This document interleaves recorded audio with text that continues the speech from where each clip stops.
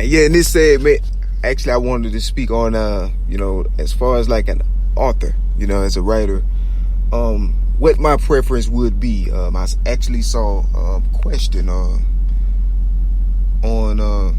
it. Pretty much just I just speak a little bit about my process and things, as an author, what I would like to do. As far as like in order what I like to do, it depends. It changes and varies according to the piece of literature that I'm writing. As far as like novels and like lengthy literary works, that I like to draw out my my plot, my sketch, my conclusions, my settings, and just a traditional thing, the appropriate layouts. But when it comes to like poetry, I just pretty much just wing it. You feel me? Like, I have an endless supply of creativity from God, so I just, I just would like the first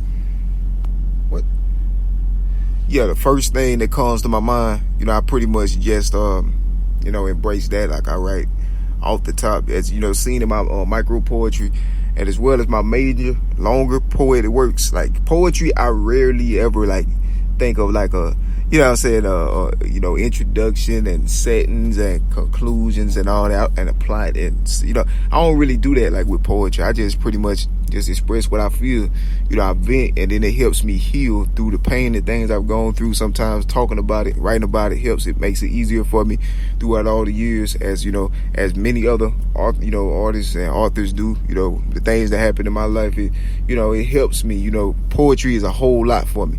But like, as far as like my processes, that's normally how I do it. Like, I have some literary works, that I haven't published, or even, disclosed to the public, period.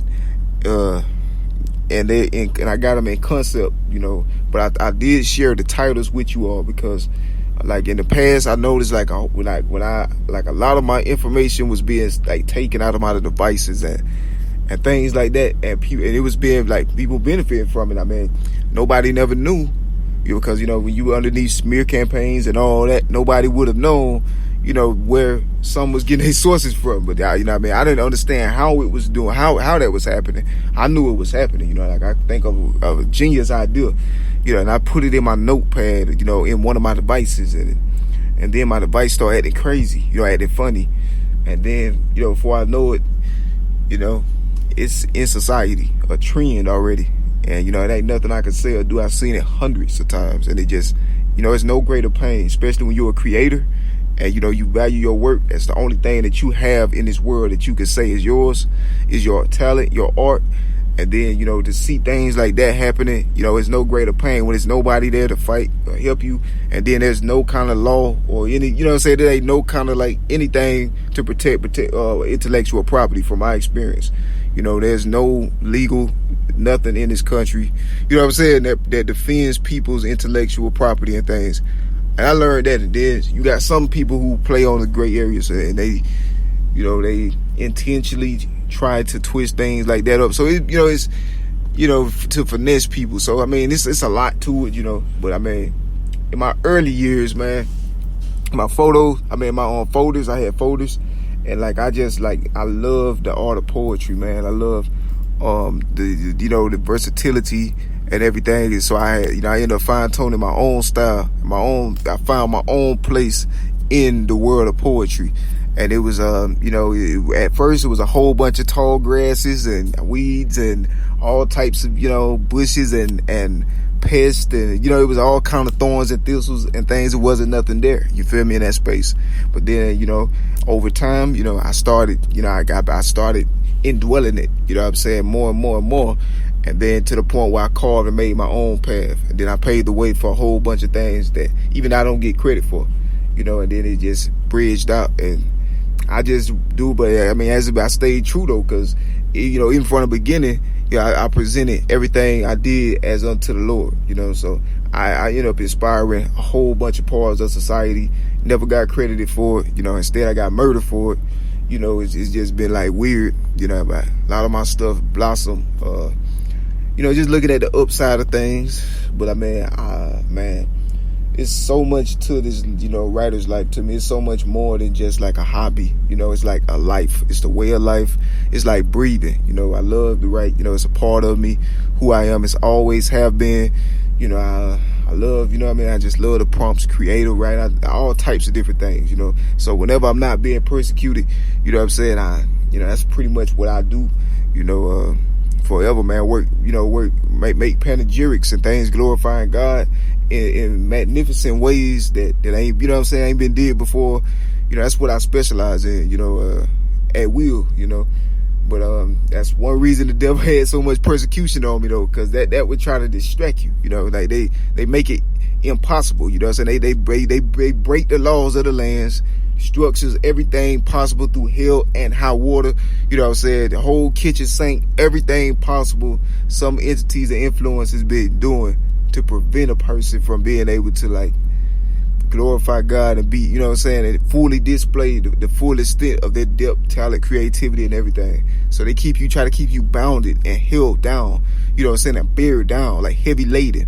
You want you heavy laden with the things that they're doing to you, to which there is nobody in the world, that has any kind of way to resist or defend you against. So that's how they do it. They specialize day in, day out, year after year after year, nonstop. That's what I know is life. So when you see my work, is talk about I'm talking about heavy spiritual warfare, then that's what I'm writing through, the all of this bubble. They try to keep me stuck in, that I can't breathe. I can't look out, I can't do nothing. But I still have my talent, because that's from God. It's in the Bible. It said the gifts and calling of the Lord are irrevocable. So no matter what, you always go have your talent. Anybody who got talent, they always go have it forever, unless they don't use it. And then God would take it from them and give it to somebody else. So, that's a situation. I've been using mine the whole time. Ever since I started, I've been on the scene every year long, all year, every year, since I debuted it. I've been, getting a steady stream of quality content to those who love, originality, innovation, and my style of poetry that's mostly revolved around the Bible, and glorifying God and, talking about persecution, which also is in the Bible, that revolves around God too. So it all worked out either way, But writer's life, very, very important to me. I love writing, I'm just grateful that many had considered me a notable author, man. Even in my early years, I had got so much love on some of the underground platforms, poetry. It was tons of different facets that I had, but I had it's like I couldn't, over time, a lot of platforms and stuff started being shut down for whatever reason, which was weird. I don't know, but I was so successful on so many. So I had a whole bunch of different fan bases and a lot of different, realities. But my stuff was all, it was universally understood what I stood for. And people was with it, the things of God, things of life, positive stuff, talking about things that's right, things that's true, error, and then sin, and then, just things I talked about, for social perspective, observational points, all types of different things my content was. And throughout the years, my process has changed, as far as my writing processes, I ended up, that, and I feel like that's what it is. It's not really something like a set structure, of being a writer, but you just pretty much, you tweak it to your own, you tweak it to your processes to what complements your life the best. You feel me? What benefits you the best, what helps you to, what's easier for you in your life. And see, that's what I've, that's pretty much how I always did it, So my life always revolved around the truth, my life didn't revolve around the things persecutors' life revolved around things they might have been said or anything like that. That wasn't my reality. That was their opinions, and that was their framings and scams, and all this sophisticated traps, and and all that stages and all this stuff they was doing. That was their reality. But for me personally, my reality was what I've known to be true. What you're seeing now is the reality that I lived in the whole time. in spite of, you know, whatever other confusions that some claim they had, you know, encompassed me about. My faith was always in God the whole time, and that reflects in my writing too. So I mean, I just, you know, my process has changed, man. It depends on what I'm talking about. You know, I like to read the Bible. I like to, you know, consult with God, pray to God before I write, you know, all the time. And so, I mean, when I'm doing like massive literary works or any of them, what I would like to do, I like to write it with my hands, and then I would like to type it, and then I would like to record it. You know what I'm saying? Because and that's pretty much how it would go. You know, if I had the ideal circumstances, you know what I'm saying, I could make like all types of great works and things. And to be honest, I never really had ideal circumstances, but I feel like I always was waiting for like that right time. But while I was waiting, I still was writing though. See, and then now that I look back in hindsight, that's what kept my writer career going. You know, and the longevity I have today is because, you know, even though all the, you know, times wasn't always good, you know, I still kept writing though. You know, no matter whatever was happening. And sometimes my writing reflect that. The bad times I was going through, you know, I talked about it. I didn't want to, but I wanted to write. You feel me? And that was the first thing I see when it's pressed against you so heavily, you know, and that's the first thing you see is heavy persecution. So you talk about that, man.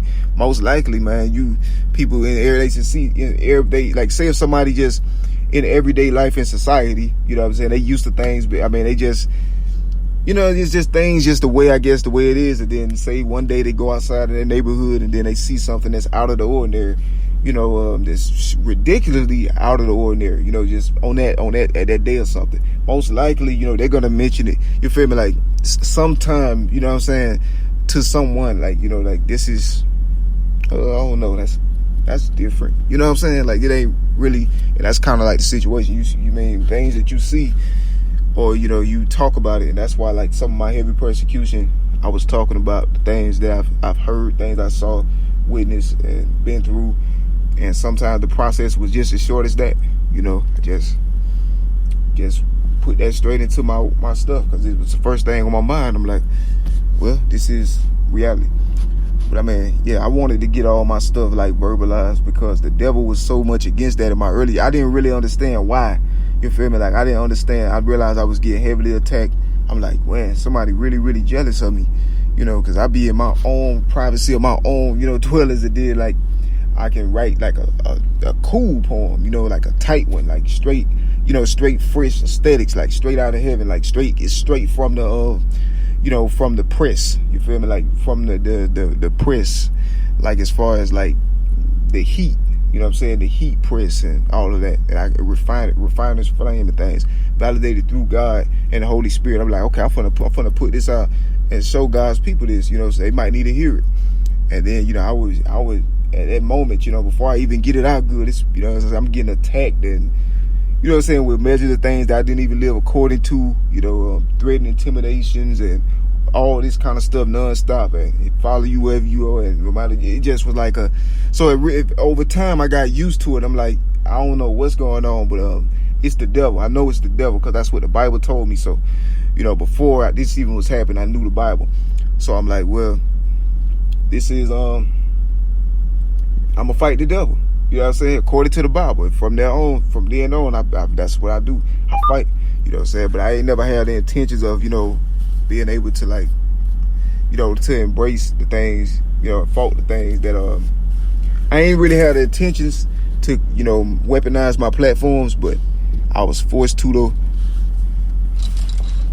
But it's crazy though, man. I be under attacks so much, man. But I learned to do it constructive, you know. Just actually, that's the only other way it was for me, was constructive, you know, and that's what I felt like my craft was, you know, doing things according to the way God would command it. And that's how it is, how it was, and how it's always gonna be. You know, my God is greater. And yeah, that's just some insights on my writing processes, you know, life things.